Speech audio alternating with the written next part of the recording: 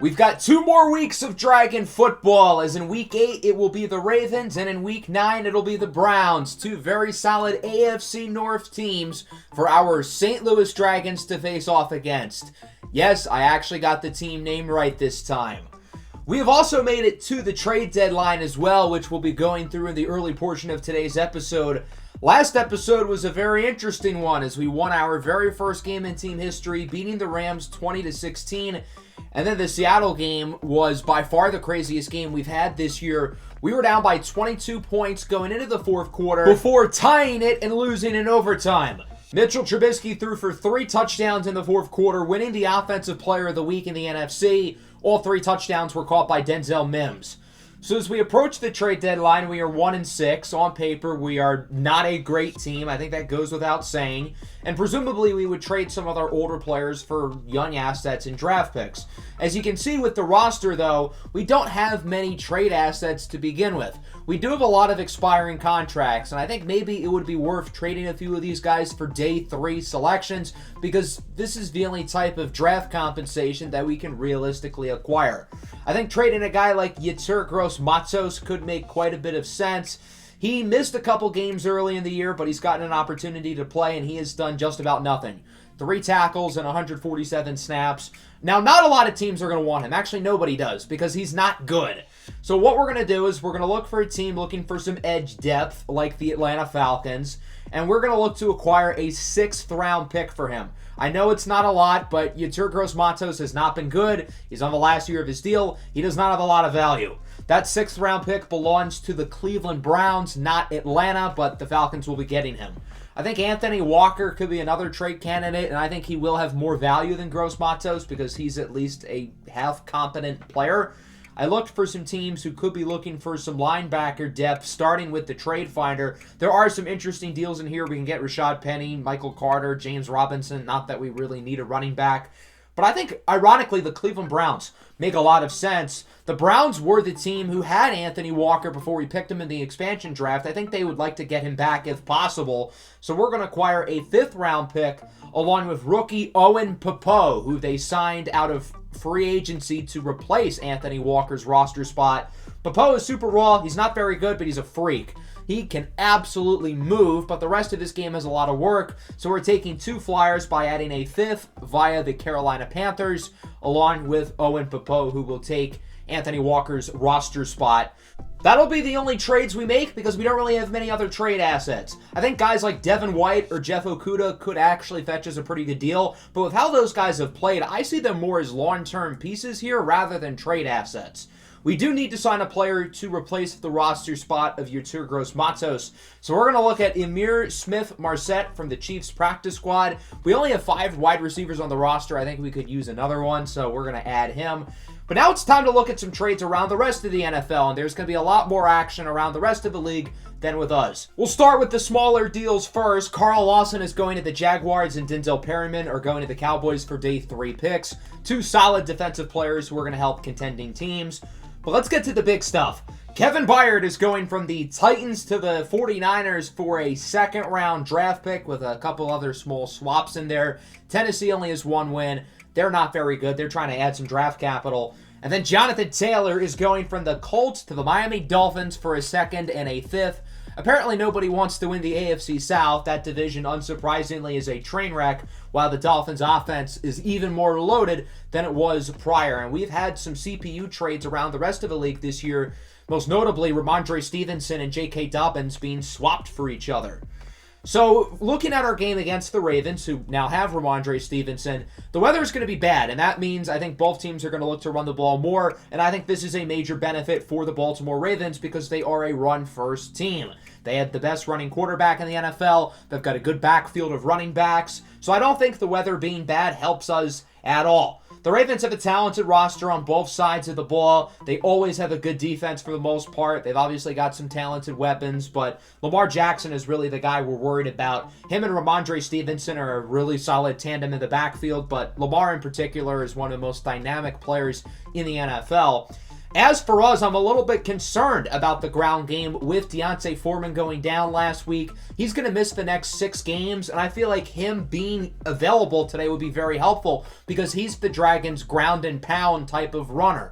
We're obviously going to see more DeAndre Swift now. You can expect to see more Clyde Edwards-Helaire and maybe even Sean Tucker as well. So let's get it started. Week 8, the first of 2 games today as the 1-6 St. Louis Dragons take on the 6-1 Baltimore Ravens. The Ravens are one of the best teams in the league. They look like a legitimate Super Bowl contender, so this is going to be quite the challenge for the Dragons. Second down, it's a handoff to the left side for Ramondre Stevenson. He'll bring it to the 50, wrapped up by Josh Metellus. Minor injury for OBJ. He should return pretty shortly. Second and 12 now from the 37. Ravens moving it well. Lamar looking to throw it, and the ball's out. Phidarian Mathis forces the fumble, and it's picked up by the defense. Great job by Mathis to make his way through the offensive line and get the strip sack. Here is the Dragons offense. They'll do nothing on that drive as Trubisky's pass is incomplete. He is 0 for 4 to start the game off, and the Ravens will get it back. Lamar on the option loses 4.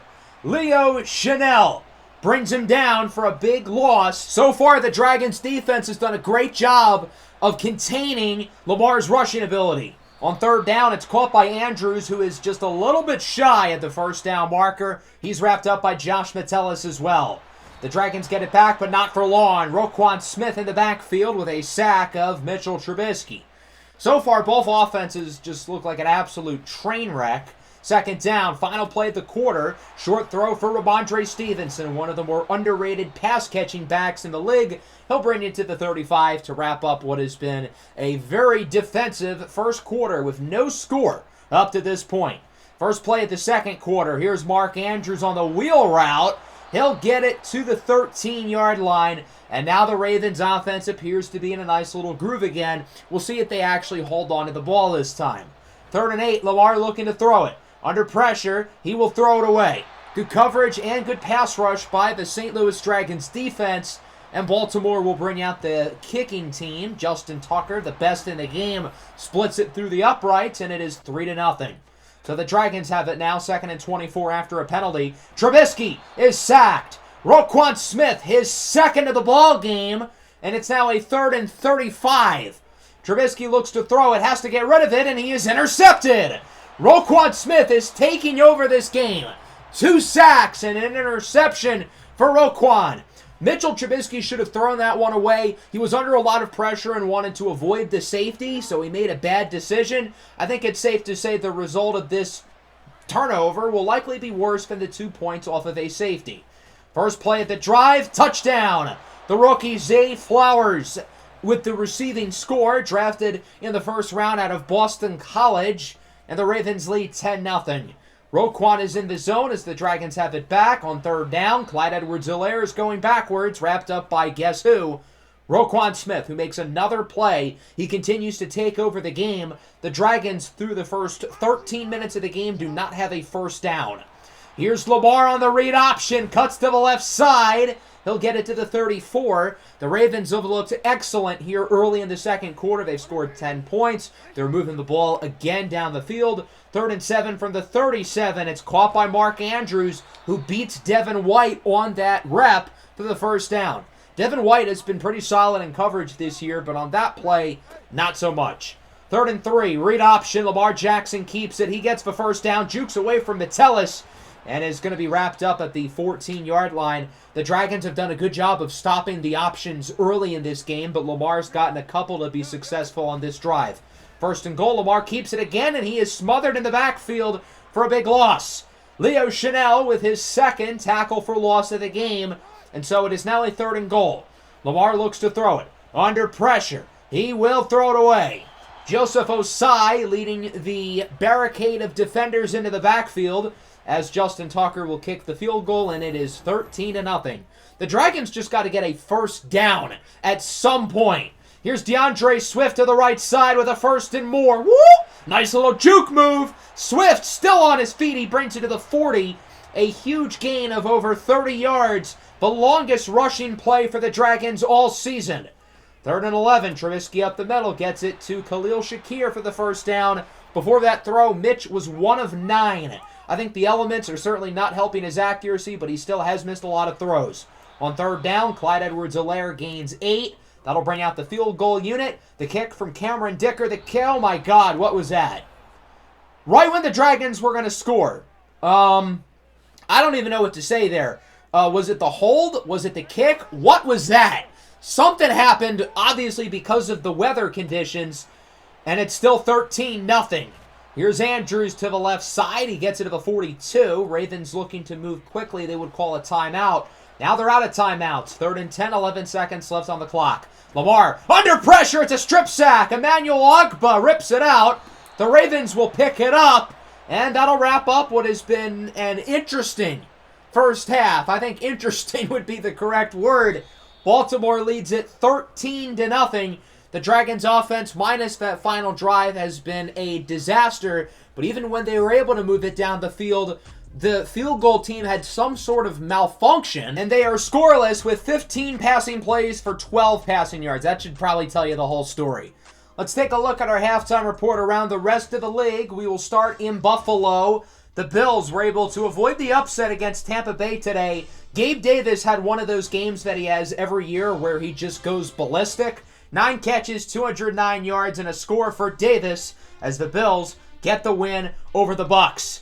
The Green Bay Packers have been a very pleasant surprise this year, and that would continue today. They get the better of the Minnesota Vikings. Green Bay handles them 35-10. The Packers now 4-3 on the year. Let's hop into the second half now. Obviously, a lot needs to go better on offense because it has been a complete disaster. We need to have Mitchell Trubisky throwing better than 25% in the short game, so I think that's going to be goal number 1. And then defensively, I think the defense has actually been pretty good so far. The Ravens' lone touchdown today was because they started inside the 10 after the interception by Roquan Smith.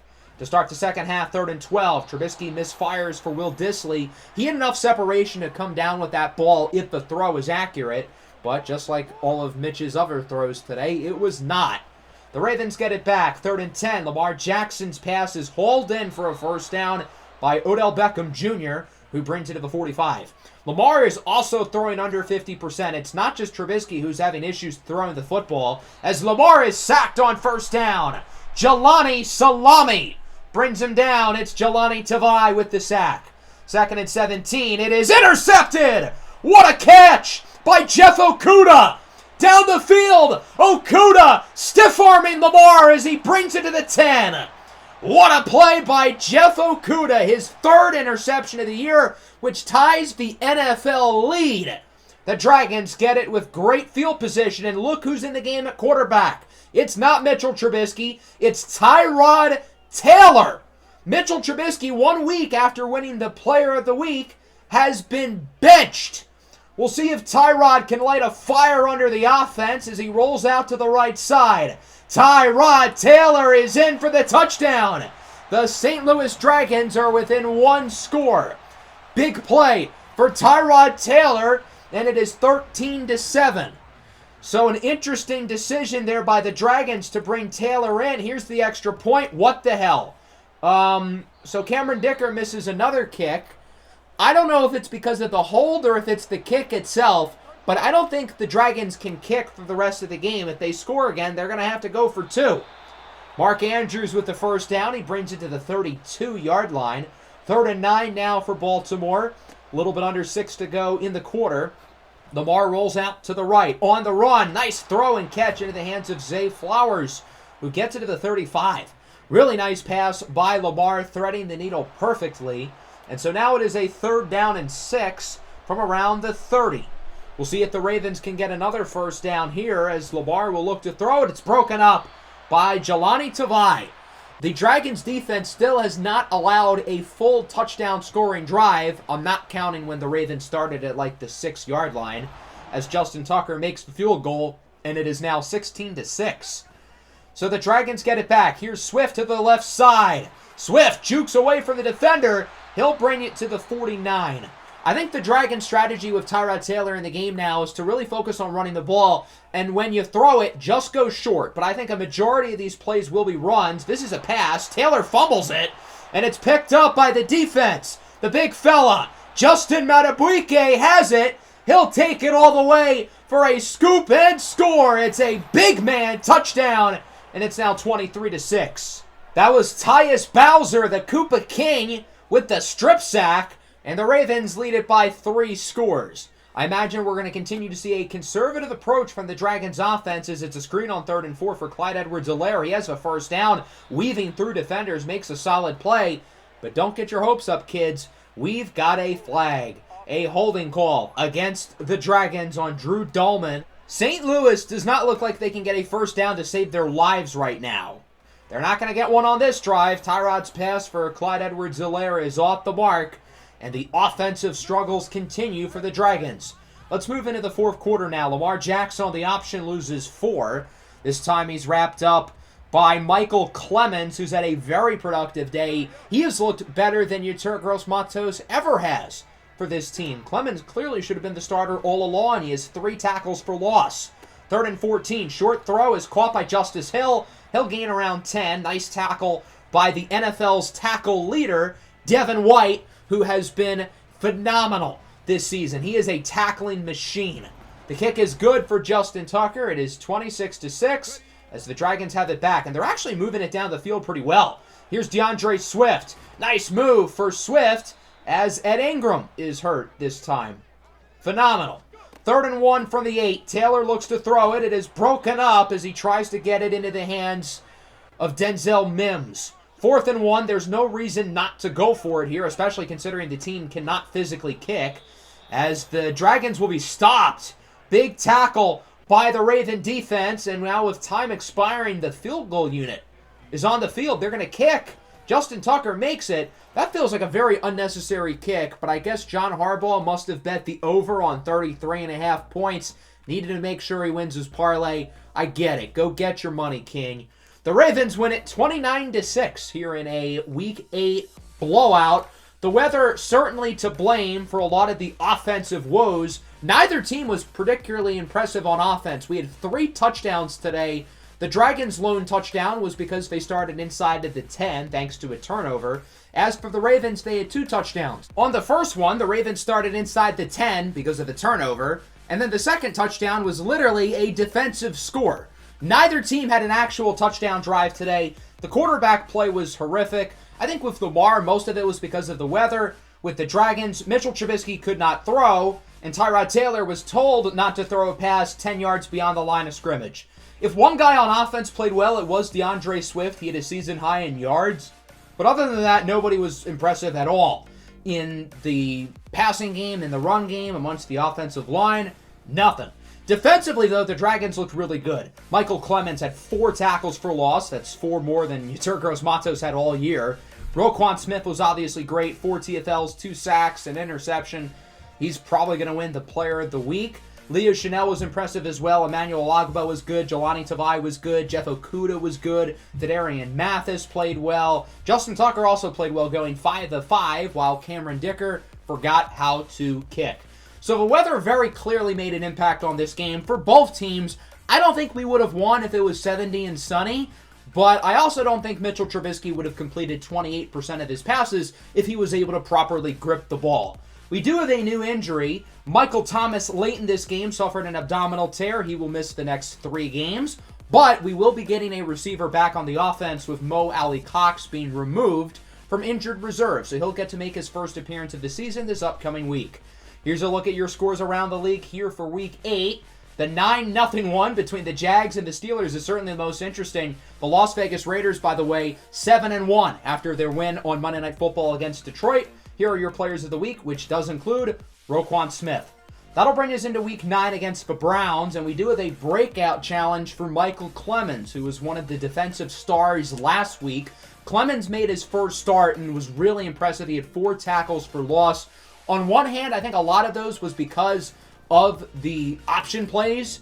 On the other hand, though, the fact that Clemens was easily able to decipher all of those plays shows a lot about his football IQ, and I think it's something that can be translated, especially with a pretty easy breakout challenge. Now, the problem is, I don't think the Dragons are going to allow less than 100 rushing yards because the Browns have Nick Chubb, who, in my opinion, is the best running back in the NFL. The rest of this roster is super talented, and I think on paper, the Cleveland Browns have one of the better rosters in the NFL, but they've got this dark cloud hovering over them because of quarterback Deshaun Watson. Everybody's favorite, well-known women respecter under center for the Browns. Hopefully, the Dragons sack him a few times and we can make some easy jokes at his expense. I do not feel bad about hitting him hard in the pocket today. So it should be a fun one here in Week 9. The Browns are a talented team. They're 4-3 in a very competitive AFC North. We all know about their quarterback problems off the field, but the Dragons have some QB problems on the field with some questions of who is going to start.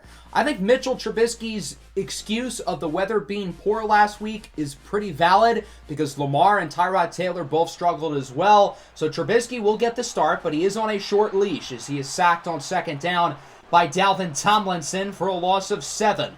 3rd and long now for the Dragons. Trubisky tries to get it to Likely, but it's dropped in the secondary. Should have been intercepted if we're being completely honest. And the Dragons would elect to punt the ball. So the Browns have it now with that creepy elf on the middle of their field. Watson up the middle, connects with Donovan Peoples-Jones, who gets it to the 26. Watson starts the game 5 of 6. He's been pretty accurate on this one. And so now it is a 3rd and 21. Watson looks to throw it, and he is intercepted! What a play by Rock Ya-Sin! That one looked like it could have been a touchdown for Amari Cooper, but Ya-Sin does an incredible job of locating the ball. He makes an awesome play, and the Dragons will get it back. But there's one problem. They're backed up inside the 10, and they need a really big play here.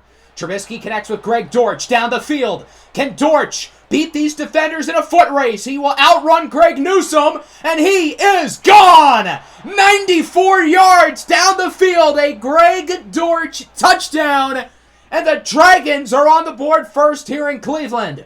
What a play by Greg Dortch to take it 94 yards to the house, and it's 7-0. 3rd and 8 for the Browns. Watson looks to throw it. He's going to look to run with it, and he will not get the first down. Great play by Rock Ya-Sin again. Ya-Sin has had his ups and downs this year, but so far today, he looks pretty darn good. Into the second quarter, 3rd and 3. Pass is dropped by Khalil Shakir. He's wrapped up by Juan Thornhill, who was able to squeeze the ball out. And the Browns will get it back. 5.5 to go in the half. It's a handoff to Demetric Felton, and he is wrapped up for a loss of 3 by Rock Ya-Sin again.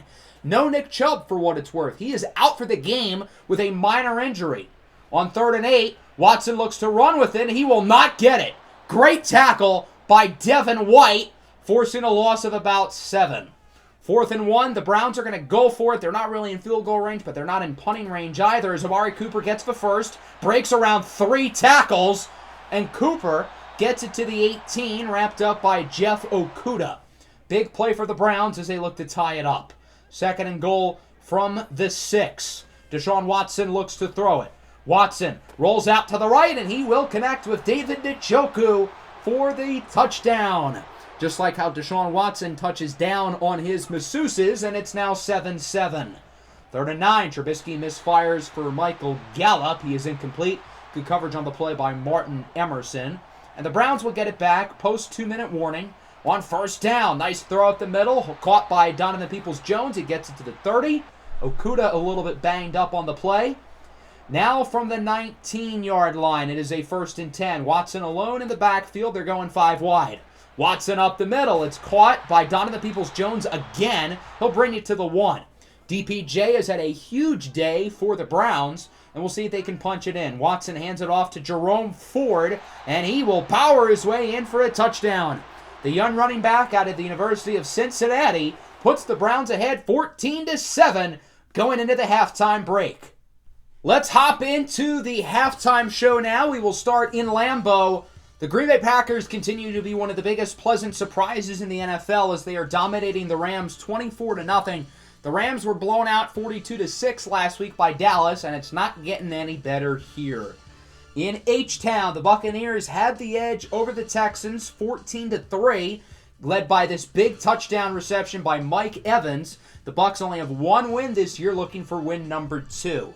And the other game in Baltimore, the Ravens just beat the Dragons earlier today, and now they're taking care of business against one of the Dragons' bigger rivals, the Seahawks. 14-0 your score. The Ravens currently 7-1, looking for win number 8. As we go into the second half, I feel like our offense has been, not as bad as it was last week, but that doesn't really say much. We still need more out of Mitchell Trubisky, other than his big throw to Dortch. He hasn't been all that impressive.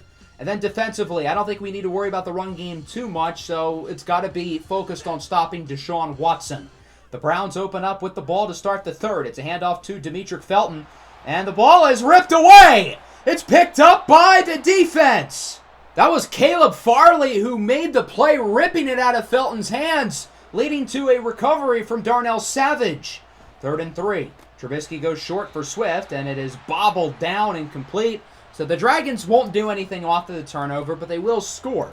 It's like being given an extra 3 points going into halftime, as Dicker actually makes the kick this time, and it is 14-10.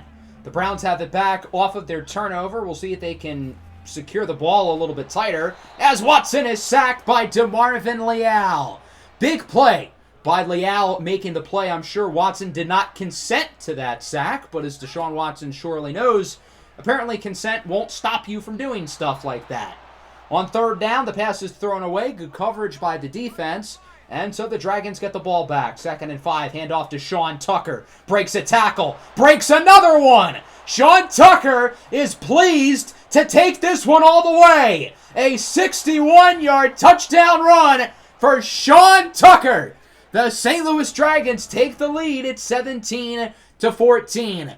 What a run by Sean Tucker, the longest run for the Dragons all year. They are now ahead by 3, and the good times are going to keep on rolling for the Dragons as Watson is assaulted in the backfield by Emmanuel Ogbah, the former Cleveland Brown, who is very fired up, as he should be.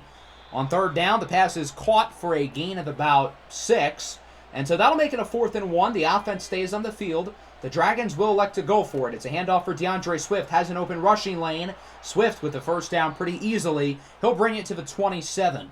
The Dragons have been dominant in the 3rd quarter. They've already outscored the Browns 10-0, looking to add some more. Trubisky on 3rd and 5. Rolls out to the right side. Trubisky is sacked by Zadarius Smith for a loss of around 7. Nice play by Smith, and it will remain a one-score game. Still a very good 3rd quarter for the Dragons. They're able to outscore the Cleveland Browns 13-0, and they will take a 20-14 lead into the 4th quarter. After this play, on 1st down, we'll see what Watson can do here as it's a handoff to Demetric Felton up the middle, and he will get it to the 47. The Browns are nowhere near 100 rushing yards. Michael Clemens should be able to successfully complete his breakout challenge even without the tackle for loss. The pass on 3rd and inches is dropped by David Bell. The Browns are back in 4-down territory, and they will once again look to go for it. 4th and inches from the 43-yard line. It's a handoff up the middle for Felton. He'll get the 1st and more to the right side. He will get it to the 24, wrapped up by Darnell Savage. Big run for the Browns, and it's now a 3rd and 2. Watson hands it back off for Felton, and this time he does not get it. Wrapped up by Caleb Farley, who has been really solid in run support today. The Browns are going to go for it again here on 4th down. Watson's pass is broken up by Devin White. The defense gets the stop, and the Dragons hold on to their lead. Under 7 minutes to play, St. Louis ahead by 6. It's a handoff for Pierre Strachan Jr. He will lose 3. Myles Garrett leads the way for the Browns, and it's now a 3rd and 9. Play action fake. Trubisky goes short for DeAndre Swift. He will lose about 5 yards. Big tackle for loss by Grant Delpit. The Browns are going to get the ball back with great field position at the 34-yard line as it's a handoff for Felton, and he's going backwards. Devin White and Jelani Tavai bring him down. 2nd and 13 now. Watson hands it back off to Felton. Breaks the tackle from Savage. Felton gets by Metellus, and he is gone. 37-yard score for Demetric Felton, and the Browns take the lead, and now Cleveland as a team is over 100 rushing yards. I thought the Browns weren't going to get it, but now Clemens is going to need the TFL to successfully complete his challenge. Trubisky sacked by Myles Garrett for a loss of 12. Now it's a 3rd and 15 with around 3 to go. Trubisky looks to throw it. His pass is caught by Michael Gallup for a first down. That'll keep the chains moving. All the Dragons need would be a field goal to take the lead.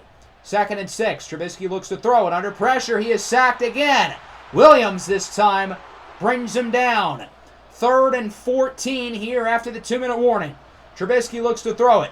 Rolls out to the right under a lot of pressure. He's going to try to run for it, and he will gain 6. The Dragons have a tough choice now. What do you do on 4th down with how poorly their run defense is played here in the 4th quarter? They do not trust themselves to get a stop, so they're going to go for it.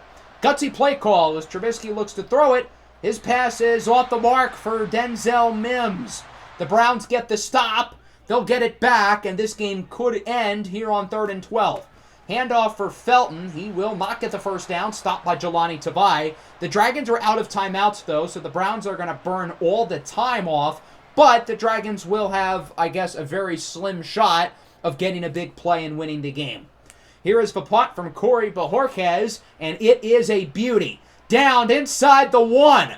Not even really the 1. That's more like the half-yard line. What a punt for Bojorquez, and now the Dragons are as far back as you can be, so Trubisky's going to lob it up, and it is caught! Greg Dortch with nobody near him! He'll take it all the way for a 99-yard St. Louis Dragons touchdown! Dortch is dragging D's nuts on the Browns because they did not have a safety back to cover. When the other team is at the 1 with no timeouts, all you got to do is play prevent defense, and the Browns can't even do that right. The Dragons will miss the 2-point conversion. Swift is just shy of the end zone. It's now 26-21. The Browns are going to run one more play with a second left. They need a touchdown. So naturally, Deshaun Watson, being the smart guy that he is, throws it to the sideline. Genius plan, buddy. And that'll wrap it up. The St. Louis Dragons have won it. I cannot believe that ending. A 99-yard touchdown for Greg Dortch in what felt like a win for Cleveland. But because they just chose not to have anybody cover down the field, you should have 3 guys patrolling the back end of your secondary by playing prevent defense. Instead, they had none. They ran a cover 0 play with the idea of covering 0 opposing receivers.